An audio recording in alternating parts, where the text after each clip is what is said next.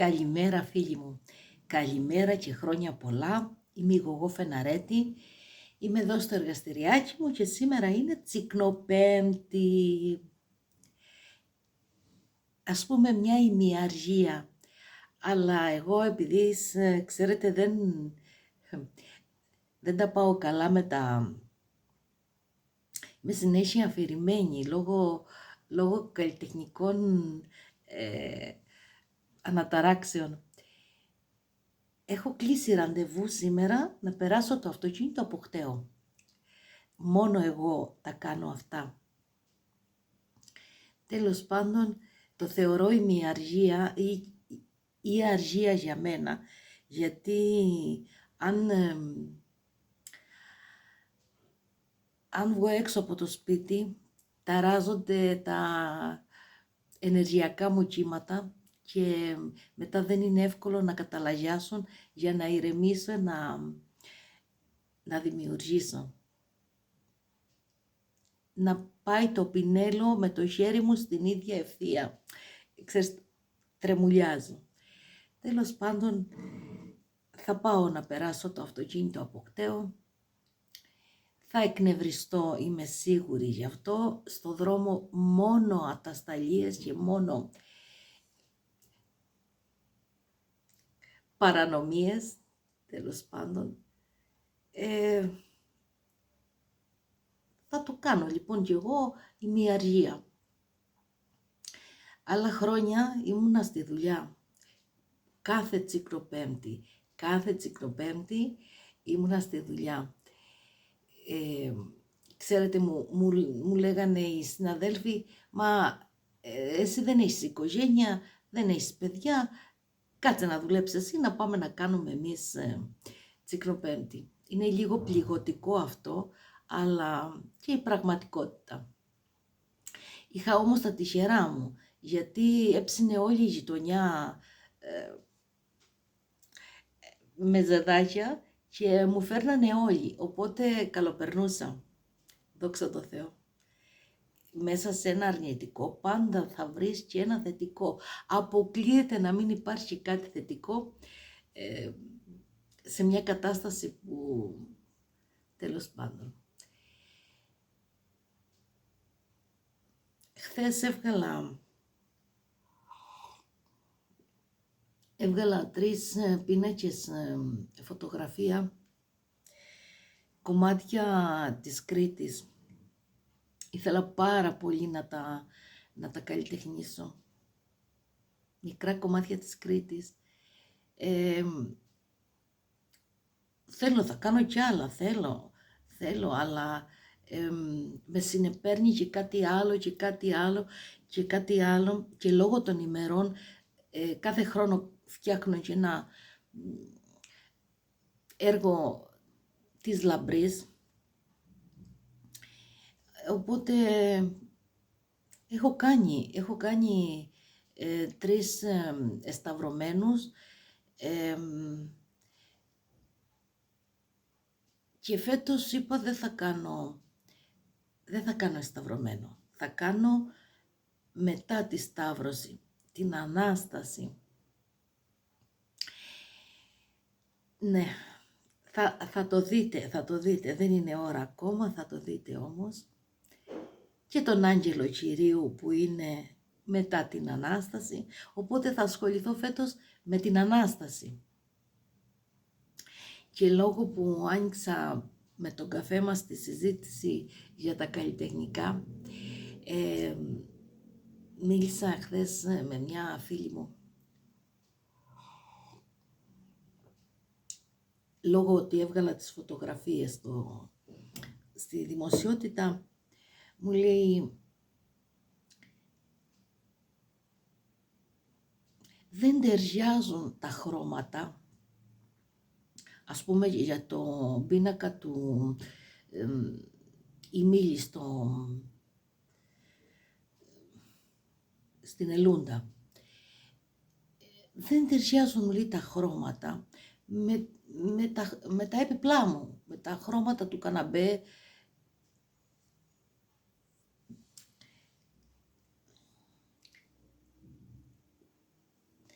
αγάπη μου, της λέω, δεν ζωγραφίζω βάσει τα χρώματα του καναπέ, ούτε του τοίχου, ούτε της κουρτίνας.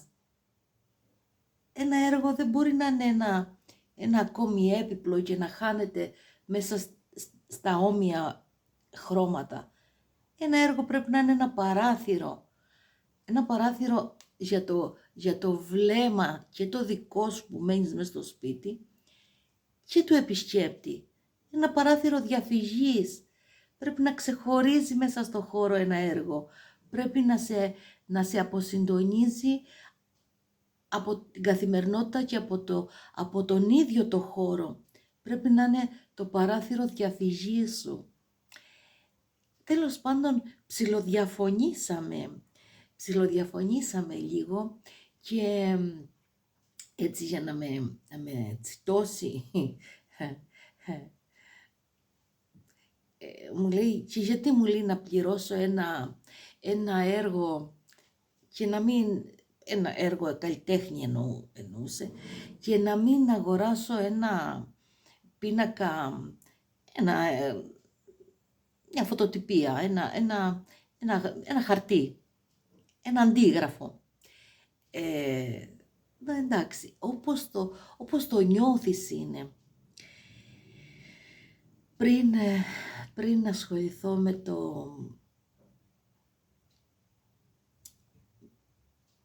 με την τέχνη αυτή, που ήμουν απλώς θαυμάστρια της ζωγραφικής και της αγιογραφίας,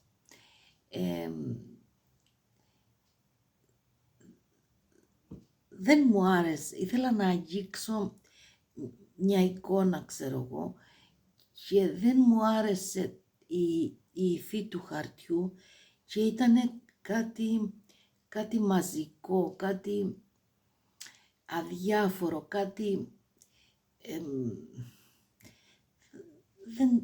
δεν μου έδινε ενέργεια, δεν μου έδινε ψυχή.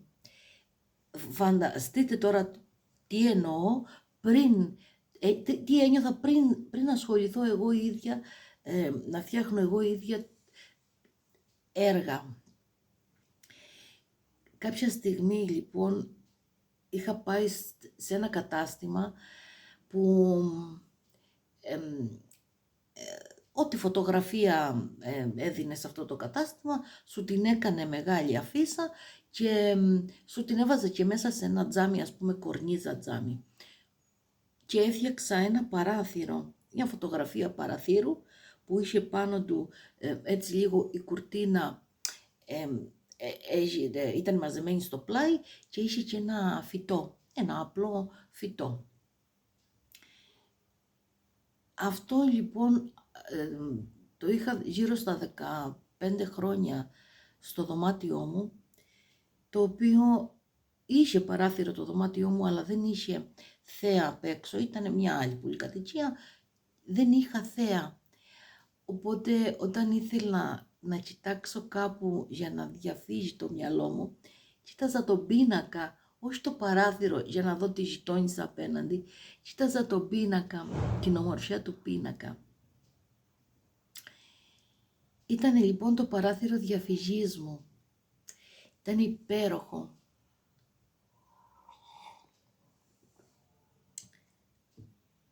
Αυτόν τον πίνακα στο τέλος τον χάρισα, στο τέλος εννοώ της πρώτης μου όμορφης ζωής, γιατί δεν ήθελα, έτσι αισθανόμουν μετά που έφυγε το παιδί μου, ότι δεν ήθελα παράθυρο διαφυγής, ήθελα να μείνω κουρνιασμένη στο σκοτάδι μου, στον πόνο μου. Τέλος πάντων, σιγά σιγά ξαναβρήκα το κουράγιο, πήρα το χρόνο μου, βρήκα το παράθυρο διαφυγής μου μέσα από την τέχνη, ολόκληρη την τέχνη. Κάποια στιγμή λοιπόν, πριν γίνουν όλα αυτά,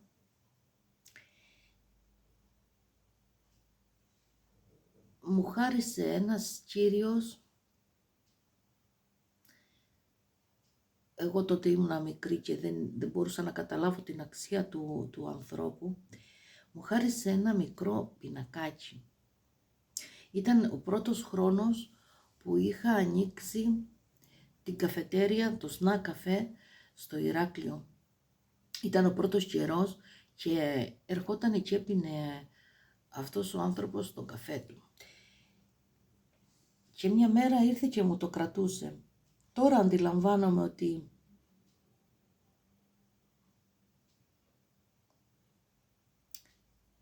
τι αξία, λέω, να είχε αυτός ο καλλιτέχνης και εγώ ήμουν ανίδεη.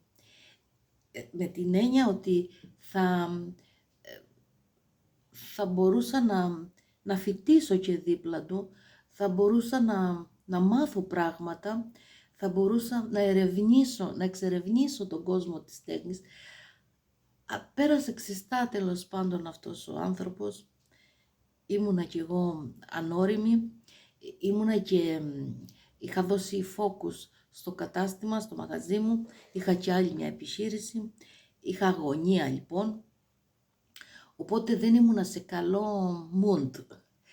Τέλος πάντων, είχε την καλή θέληση, τον περπιόμουνα, ήταν μεγάλης ηλικίας, του άρεσε αυτό και μια μέρα ήρθε και μου κρατούσε τυλιγμένο ένα δώρο. Μου λέει, θέλω να το δεχτείς αυτό, το ζωγράφισα για σένα, μου λέει.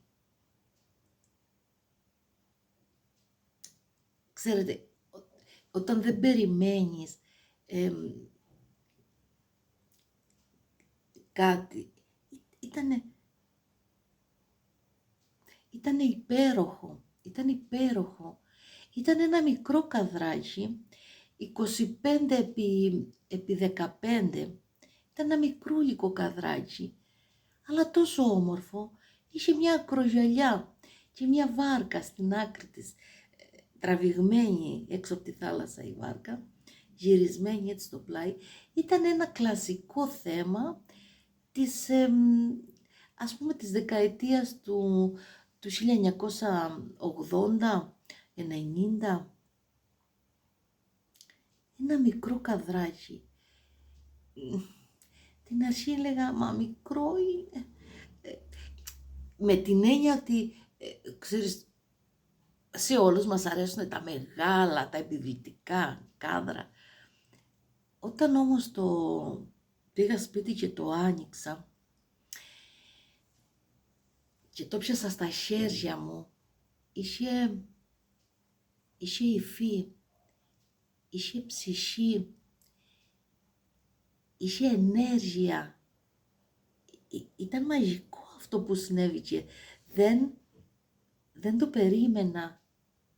Όλο αυτό το πράγμα ήταν καταπληκτικό. Αυτό το έπιανα τον ίδιο τον καλλιτέχνη, έπιανα την ψυχή του καλλιτέχνη, είχε ενέργεια. Θυμάμαι το έβαλα στο σαλόνι και είχα ενιαίο χώρο, σαλόνι και κουζίνα. Τα αγαπημένα μου θέματα εμένα σαν στολισμό σπιτιού είναι τα καπέλα. Ξέρετε, βλέπετε, έχω και άλλα καπέλα. Έχω διάφορα καπέλα, ακόμα και στην είσοδο έχω καπέλα. Και τότε είχα σαλοτραπεζαρία μια μεγάλη κουρτίνα, διάφορα καπέλα και μόνο αυτό το καδράκι, ψέματα, είχα και ένα πίνακα, τον οποίο μου τον είχε φέρει μία φίλη μου από τη Τσεχία, που άλλαζε χρώμα. Άλλα χρώματα είχε το καλοκαίρι, άλλα χρώματα είχε το χειμώνα. Εντάξει, και έβαλα και αυτό το καδράκι. Όλοι όσοι έμπαιναν στο σπίτι πήγαιναν και ακουμπούσαν και ψηλάφιζαν το καδράκι. Όλη η ενέργεια, όλη η θετική κατάσταση την τραβούσε όλο αυτό το μικρό καδράκι. Ήταν καταπληκτικό. Το παράθυρο διαφυγής λοιπόν μέσα σε όλο το σπίτι, αν ήταν 35 τετραγωνικά χώρος όλη αυτή η σαλονάρα, ξέρω εγώ, τη στόλιζε αυτό το μικρό καδράκι. Η ενέργεια σε αυτό το μικρό καδράκι. Ήτανε η τέχνη του καλλιτέχνη, ήτανε η ενέργεια του καλλιτέχνη, ήταν κάτι μοναδικό. Μου άρεσε όλο αυτό. Τότε άρχισα να καταλαβαίνω τη διαφορά του άψυχου χαρτιού. Εντάξει, μια φωτογραφία είναι μια όμορφη φωτογραφία, είναι μια φωτογραφία. Έχει και, αν είναι και τραβηγμένη και δεν είναι ψηφιακή, δηλαδή εννοώ φωτογραφία, αν είναι από τη ματιά του καλλιτέχνη, έχει και αυτή μια όμορφη αποτύπωση. Ένας πίνακας ζωγραφικής θέλει χρόνο, θέλει ενέργεια, θέλει αγάπη, θέλει αφοσίωση, θέλει ουσία. Σε βάζει σε σκέψεις. Έχει ιστορία. Όσο χρόνο φτιάχνεται ένας πίνακας, έχει ιστορία και συναισθήματα. Τα περνάει ο καλλιτέχνης μέσα από τη δουλειά του, μέσα από το έργο του. Είναι αυτό που σας έλεγα προηγουμένως, ότι εγώ προσωπικά, αν βγω και οδηγήσω μετά από τον εκνευρισμό μου, από τα ευτράπελα που συναντάω, δεν μπορώ να κάτσω να ισορροπήσω και να ζωγραφίζω, ούτε στο μυαλό μου, ούτε στην ενέργεια του σώματος μου. Και αν κάτσω θα είναι κάτι ζιγ-ζακ, δεν θα έχει αρμονία. Όλα αυτά, αν καθίσετε να παρατηρήσετε ένα αυθεντικό πίνακα σε όλες τις χρονικές περιόδου, δηλαδή και παλαιότερο και νεότερο, αν κάτσετε να τον μελετήσετε, θα δείτε και την ψυχολογία του καλλιτέχνη και την ψυχοσύνθεση και τα συναισθήματά του, ακόμα και τη μυρωδιά της ενέργειάς του. Αυτά δίνει λοιπόν ένας original πίνακας για λίγα χρήματα παραπάνω. Δεν αξίζει καν τον κόπο να το συζητάμε. Αυτά με τα καλλιτεχνικά μου, αυτά με τη δικιά μου ιδεοντολογία. Θέλω να πω ότι δεν μπορείς να κοιτάζεις, να αγοράζεις ένα πίνακα με βάση την ταπετσαρία του καναπέ ή του τοίχου, το χρώμα ή... Αυτά δεν είναι...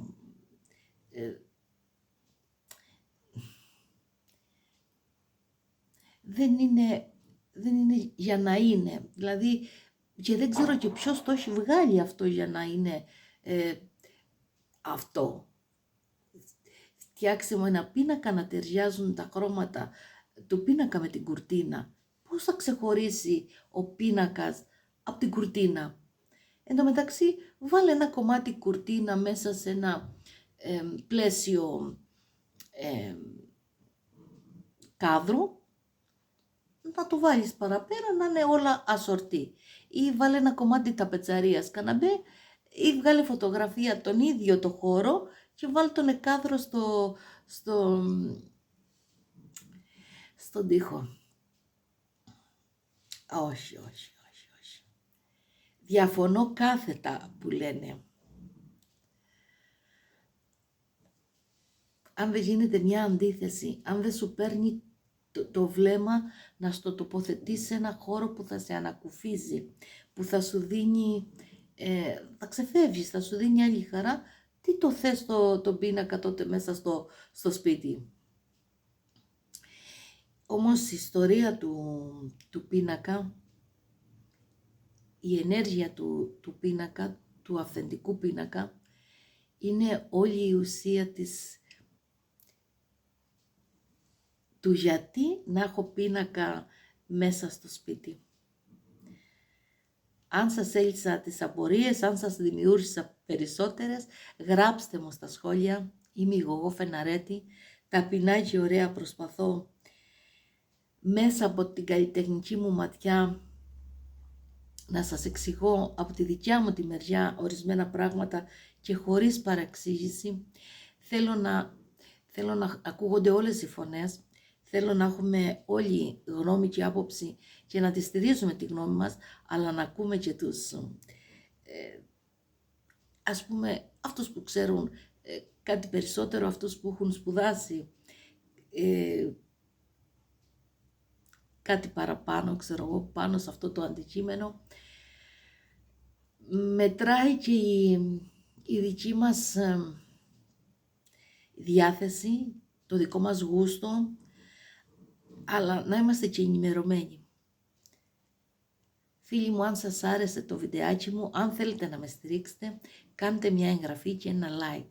Είμαι η Γογό Φεναρέτη, είναι Τσικνοπέμπτη, σας εύχομαι να διασκεδάσετε, σας εύχομαι να βγάλετε τα βιντεάκια σας, να βγάλετε τις φωτογραφίες σας. Θέλω να έρθετε στο Ειρηνοδικείο, δεν πρέπει να τα ξεχνάμε και αυτά. Ο Δήμος Αγίου Νικολάου κάνει μία έκθεση για το καρναβάλι, υποθέτω όλων των χρόνων. Θα είναι κάτι και για μένα πρωτότυπο, θέλω να το δω. Θα είμαι κάποιες μέρες από τις 5 μέχρι τις 7 να υποδέχομαι όλους όσους θέλουν να έρθουν να δούνε τα θέματα αυτά. Θα είναι μια υπέροχη έκθεση. Θέλω να τη δούμε όλοι μαζί. Θα χαρώ να σας δω για άλλη μια φορά, να τα πούμε από κοντά. Σας ευχαριστώ. Καλή μας ημέρα.